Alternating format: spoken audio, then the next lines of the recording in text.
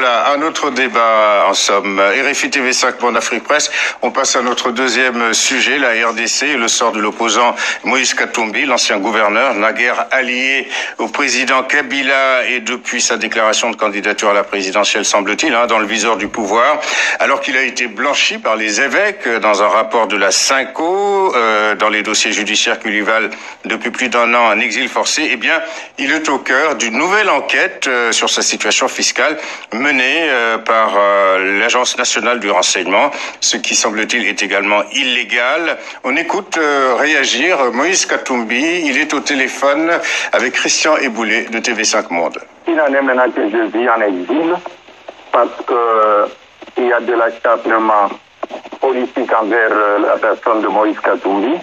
D'abord, c'est un procès bidon, c'est un procès politique. Voilà, donc Moïse Katumbi qui était au téléphone avec Christian Eboulé. En RDC, le président Kabila a procédé à une reprise en main du processus de la transition.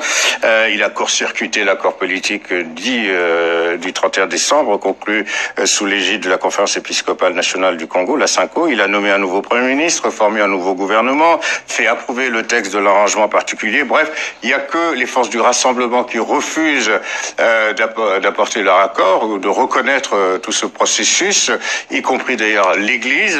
Et puis, il y a cette obsession, Francis, du pouvoir, semble-t-il, à l'égard de Moïse Katumbi. Donc, il a été blanchi par les évêques dans un rapport de la Cinco qui a été remis au mois de mars à Kabila. Mais il est toujours exilé en raison, justement, de ses poursuites et décisions judiciaires. Parce que, après Étienne Tshisekedi, perd son âme, Moïse Katumbi est apparu comme l'opposant le plus sérieux du régime, d'autant plus redouté qu'il vient du sérail, si je puis dire. Il est quand même au sein de la majorité présidentielle. Et il est devenu, évidemment, l'ennemi public numéro 1 du pouvoir dès lors qu'il en est devenu le dissident de cette majorité présidentielle.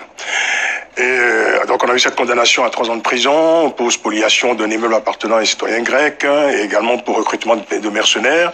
Vous venez de le dire, donc la Cinco a considéré que ce procès était tout à fait injustifié, en tout cas ne reposait sur aucun élément probant.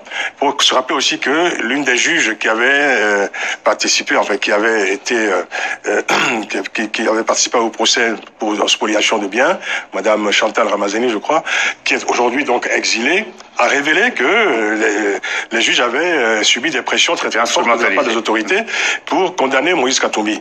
Donc tout cela finalement nous renvoie à une réalité aujourd'hui, c'est que dans un certain nombre de pays en Afrique, l'arme judiciaire est devenue, je dirais, l'arme de destruction massive des opposants. Alors il y a un scénario tout à fait simple. Évidemment, on condamne l'opposant quand il arrive à s'échapper en prétestant, je dirais, une pathologie et en obtenant une vacation sanitaire à l'étranger. Ben il y reste à l'étranger, il est exilé et plus il reste à l'étranger et plus le pouvoir, évidemment, s'en accommode. Et cette nouvelle enquête sur la situation fiscale des entreprises de Moïse Katumbi, c'est juste un message envoyé à Moïse Katumbi, c'est restez là où vous êtes, ne rentrez pas. Alors, éloigner Moïse Katumbi revient effectivement à le couper finalement des Congolais, Sabine. C'est un peu ce que cherche le pouvoir? Je crois pas, parce qu'on est à l'époque de WhatsApp, de la télévision et tout ça, et je pense pas que Moïse Katumbi soit si coupé que ça de son pays. Au contraire, je pense que c'est très contre-productif de la part de Kabila de faire de Moïse Katumbi une sorte d'exception et de polariser sur lui toute l'attention. En fait, ça lui rend service, en réalité. Ça en fait un martyr ou une victime, ou enfin en tout cas, ça lui donne une épaisseur supplémentaire. C'est très contre-productif, à mon avis. Alors quant au... Oui, Louis? Moi, je pense que le seul avantage qu'il présente aujourd'hui, sans minimiser son importance politique, il a quand même été gouverneur du Katanga, il est le propriétaire du tout-puissant Mazembe, c'est un homme d'affaires prospère. Sans minimiser tout cela, ce que je dis, c'est que la seule chose qu'il aurait pu réussir, c'est faire sortir la RDC de ce duel de dynastie que l'on a en RDC, que l'on a au Togo, et que dans une certaine mesure, on a aussi au Gabon. C'était l'avantage qu'il présentait, c'était d'être quelqu'un de neuf par rapport à Félix Tshisekedi, par exemple, qui est sur le terrain aujourd'hui. On parlait de Lyon passé. Mais il est toujours là. Non, parce qu'il n'est plus sur le terrain. Il n'est plus sur le terrain. Oui, mais enfin, il est toujours acteur et oui. même... Il n'est pas tout à fait mort. Non, j'ai pas dit qu'il est mort. Je veux dire... Rien n'exclut son retour, d'ailleurs, cependant. Ah non, rien n'exclut depuis son retour, d'autant que la crise est toujours active. Et qu'il est très populaire. Sans oublier qu'il fait toujours, enfin, je sais pas s'il a démissionné du PPRD, mais il a quand même fait partie du PPRD, la majorité. Il a démissionné, il a quitté la majorité présidentielle. Donc, il l'a quitté, mais c'est quand même un ancien de, enfin, mais il fait partie de l'alliance. De si longue date que cela. Oui, d'accord. Il n'a pas de partie de la coalition du Rassemblement. Il fait partie de l'alliance de la plateforme d'opposition. Je veux bien non, penser. cela dit, souvent, Louis, d'anciens acteurs politiques de la majorité passent à l'opposition. C'est très courant. L'exemple d'Emmanuel Macron en France. Oui, il a en moins d'un an. Donc il n'y a rien de scandaleux qu'il ait été membre de la majorité. Aujourd'hui, il est représentant de l'opposition. Absolument. Et dans cette bataille-là, je crois que les armes qui sont utilisées contre lui sont celles qu'il aurait pu utiliser lui-même s'il avait été dans la même situation. C'est qu'on est aujourd'hui dans un jeu politique. Mais là, on lui prête des pratiques qui, pour l'instant, ne sont pratiquées que par le pouvoir de Kabila. D'ailleurs, on fête aujourd'hui, cette semaine, si je puis dire, les 20 ans du départ de la fin du règne de Mobutu. Et on retrouve quand même les mêmes méthodes qu'à l'époque de Mobutu pour contraindre ou pour faire taire les opposants. C'est la même méthode parce que la classe politique congolaise renvoie une image d'elle-même qui est quand même particulièrement désolante. Mais en même temps, il faut pas non plus. Bon, il y a le problème de des personnalités qui sont autour de Kabila et qui reproduisent des schémas politiques bien connus, la flatterie, même la flagornerie. L'instrumentalisation de la justice. Lambert Mende, c'est un ancien moboutiste. Il y a Kinkese aussi. Il a été moboutiste, Lumumbiste. Voilà, donc. Et Etienne Tshisekedi aussi était moboutiste. Enfin, il était dans le système de Mobutu. Oui, donc on ne peut pas reprocher à Moïse Katumbi d'avoir été... J'aimerais dire quelque chose, si ça vous ennuie. Oui, bien sûr, bien sûr. Non, je rappelais juste que... En fait, ce que je voulais dire, c'est que malgré le poids du passé, on ne peut pas non plus faire comme si toutes les manœuvres politiques du pouvoir de Kinshasa fonctionnaient, parce qu'on est responsable nous, en tant que journalistes, on est responsable des perceptions et du récit qui s'impose à l'international. J'ai pas fini. Et je pense que il faut faire très attention quand on couvre des pays comme la RDC, à voir les dynamiques réelles et les dynamiques imaginaires, parce qu'il y a une vie politique imaginaire au Congo qui est absolument stupéfiante. Et qui est nourri par le pouvoir.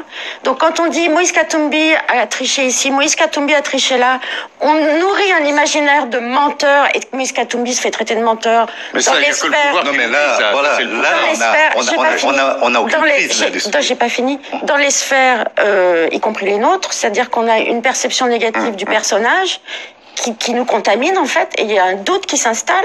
Et quand on va sur le terrain et qu'on regarde un peu les dynamiques réelles qu'il y a sur le terrain, on se rend compte qu'il y a absolument pas, il n'y avait pas de problème entre Moïse Katumbi et Etienne Tshisekedi de son vivant. Moïse Katumbi représente une alternative pour les Congolais. Il y a un problème avec Félix Tshisekedi, par exemple. Pour les Congolais. Voilà, mais là, on sort du débat, le débat, c'est que ce qui me gêne dans la couverture de la RDC, c'est qu'on finalement, on donne du crédit à des manœuvres qui relèvent plus de l'imaginaire et qui contribuent à écrire un narratif désastreux pour le Congo, alors qu'il y a toute une dynamique. Attendez, Sabine. C'est tout le contraire. Attendez, c'est tout le contraire du sens de cette partie de l'émission, puisque on a dit qu'il est victime d'harcèlement, qu'il a été blanchi par les évêques, et qu'aujourd'hui on lui cherche des poux à travers sa situation fiscale et de manière illégale en utilisant les services de renseignement. Donc on a une perception plutôt contraire de ce que vous laissez supposer. D'accord. Dans le sujet, dans la réaction de Moïse Katumbi qu'on a entendu au début de cette partie de l'émission, il fait appel à l'Union européenne, à l'Union africaine pour essayer de débloquer la situation. Pour l'instant, l'ONU semble, je dirais, là aussi dans l'incapacité d'agir et de faire entendre raison à Joseph Kabila pour permettre le retour de Katumbi et puis aussi pour respecter ces accords du 31 décembre. Francis, comment sortir de l'impasse? Il y a des mécanismes très particuliers quand même qui travaillent la classe politique congolaise. C'est une réalité que ce pouvoir ne respecte pas les engagements qu'il a pris vis-à-vis de la population. Vous parlez d'élections truquées, des accords qui sont signés qui ne sont pas respectés, des dialogues qui se suivent et se ressemblent, évidemment avec des résolutions jamais appliquées. Nous avons affaire quand même à un pouvoir qui aujourd'hui, je veux dire, vous parlez de l'intervention de l'Union africaine. C'est un pouvoir aujourd'hui qui va à l'encontre de toutes les recommandations de la communauté internationale, y compris l'Union africaine, qui a quand même fait son round aussi de dialogue à un moment donné. Quelques semaines plus tard, ce dialogue, évidemment, était passé par perte de profit. Et il y a eu ce nouveau dialogue du 31 décembre 2016, qui aujourd'hui aussi, au fond, n'appartient plus qu'à une opposition qu'on dit radicale, c'est-à-dire le rassemblement. La vraie question, et celle-là n'est pas imaginaire, Sabine, c'est que nous avons une crise interminable et qu'il y a un agenda du pouvoir qu'il est en train d'imposer à la fois à sa population et à la communauté internationale, c'est-à-dire la mise en place des mécanismes permettant à M. Joseph Kabila de se maintenir indéfiniment au pouvoir, y compris d'un référendum qui se profile à l'horizon. Voilà, c'est la fin de cette émission. Malheureusement, on aurait pu continuer le débat, notamment